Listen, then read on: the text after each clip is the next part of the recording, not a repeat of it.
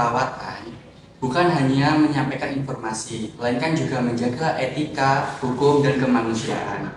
Hari ini kita akan melihat bagaimana peran dokter, perawat, keluarga, dan juga guru menghadapi kasus seorang anak berusia 12 tahun yang baru saja terdiagnosis HIV. Kasus ini menggambarkan dilema antara memberikan informasi, menjaga rahasia medis, mendukung psikologis anak, dan memastikan keputusan yang diambil tetap berdasarkan prinsip legal dan etika keperawatan. Setiap komunikasi terapeutik dimulai dengan memberikan rasa aman, terutama saat memberikan kabar yang sensitif. Perawat mengundang keluarga ke ruang yang cukup untuk menjaga privasi klien. Selamat siang, Ibu, Bapak, dan Adik Citra. Siang. Ya baik, sebelumnya terima kasih sudah berkenan untuk hadir. Jadi ruangan ini sudah kami pilih untuk menjaga kenyamanan dan juga kerahasiaan semua pembicaraan kita. Baik Ibu, kami siap. Kami ingin memastikan Ibu, Bapak, dan Adik Citra aman terlebih dahulu. Jika nanti ada yang kurang jelas, bisa disampaikan ya. Pada tahap ini, perawat menunjukkan prinsip, respect, dan confidentiality, dua fondasi penting sebelum informasi diberikan. Adik, akhir-akhir ini kamu sering minum obat dan juga kontrol. Kamu merasa bagaimana? Aku merasa capek dan bingung, Sus. Kenapa aku harus setiap hari bolak-balik rumah sakit? Kami belum bisa menjelaskan karena kami takut dia kaget dan bisa stres. Itu sangat wajar Ibu, tetapi Adik Citra memiliki hak untuk mengetahui kondisinya. Nanti kita bisa menjelaskan secara perlahan supaya Adik Citra tidak ketakutan. Jadi harus dikasih tahu secara Sus. Kita akan bertahap ya, tidak sekaligus. Disinilah terlihat dilema orang tua antara melindungi anak dari stres dan menghargai hak anak untuk tahu. Perawat bertugas menjadi mediator yang empati. Menyampaikan diagnosis HIV pada anak bukanlah hal yang mudah, tetapi sesuai prinsip veracity atau kejujuran, tenaga kesehatan wajib memberikan informasi yang benar dengan bahasa yang sesuai usia. Silakan masuk.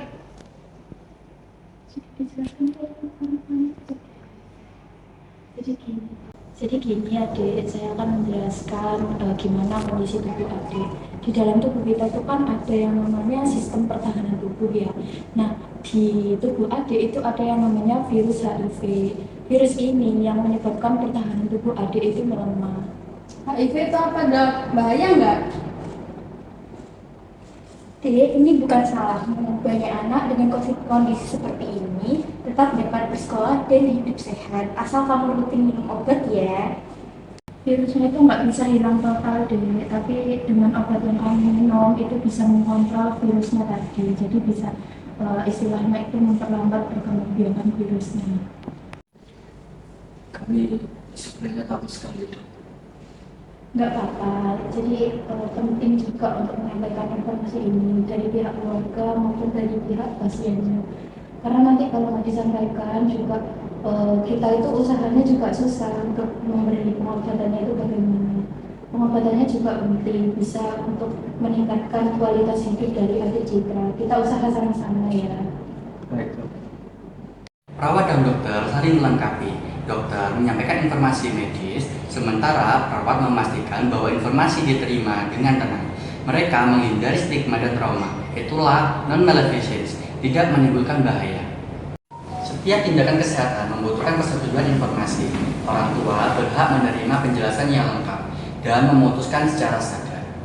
Untuk memenuhi terapi pengobatan ART ini, kita perlu persetujuan dari Bapak dan Ibu untuk pengobatannya.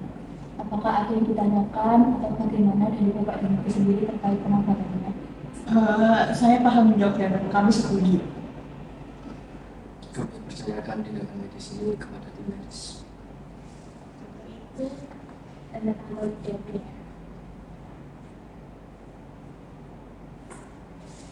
Terima kasih.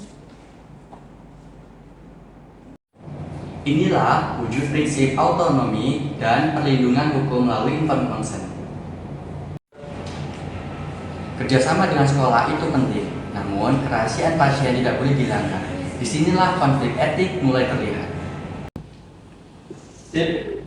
Permisi Sus, saya gurunya di sekolah. Saya ingin tanya, Akhir-akhir ini murid saya itu tidak masuk di sekolah dan sering tampak lelah gitu di sekolah. Nah, kira-kira apa yang terjadi sama murid saya ya? Terima kasih Bapak karena sudah peduli. Namun sesuai etika dan hukum, kami tidak bisa menjelaskan kondisi medis murid Bapak tanpa seizin orang tuanya. Baik, Sus, saya nanti itu. Maaf kalau saya terlalu serius. Namun kami nanti bisa membuatkan surat tanpa diagnosis yang menjelaskan bahwa murid Bapak membutuhkan dukungan khusus di sekolahnya. Itu sangat membantu ya, terima kasih. Yang penting kita bisa support kebutuhan murid-murid di sekolah. Terima kasih, Sus. Iya, sama-sama. Perawat menjaga batas memperhatikan kepentingan pendidikan anak, tetapi tetap memegang teguh prinsip confidentiality. Solusi yang dipilih adalah membuat surat tanpa diagnosis, sehingga kebutuhan anak tetap terpenuhi tanpa membuka rahasia medis. Informasi disampaikan dan dilema etik diatasi. Langkah berikutnya adalah menyusun rencana perawat. Perawat memfasilitasi kolaborasi keluarga dan tenaga kesehatan.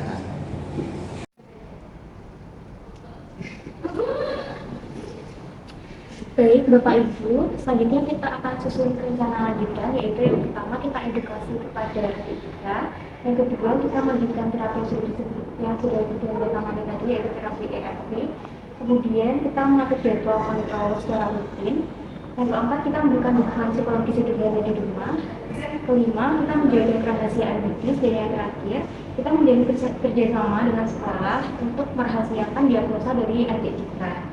Jadi itu saja Bapak Ibu untuk rencana lanjutannya. Terima kasih ya Sus, semua sekarang sudah terasa sangat jelas. Terima kasih sekali. Aku juga lebih paham. Terima kasih ya Sus. Iya. Keluarga kini tidak lagi hanya menjadi penerima informasi, tetapi mitra aktif dalam pengembalian keputusan. Kita telah melihat bagaimana etika dan hukum bekerja dalam praktik keperawatan. Dalam kasus ini, tenaga kesehatan menerapkan yang pertama, autonomi. Anak diberikan penjelasan sesuai usia. Yang kedua, beneficence.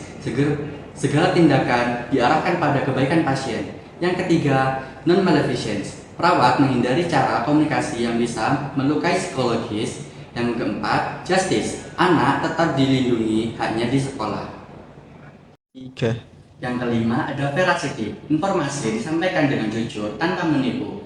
Yang keenam ada confidentiality, informasi HIV tidak dibocorkan bahkan kepada pihak sekolah. Yang ketujuh ada komunikasi terapeutik, empati, bahasa lembut, duduk sejajar dan memberikan ruang bagi keluarga untuk bertanya.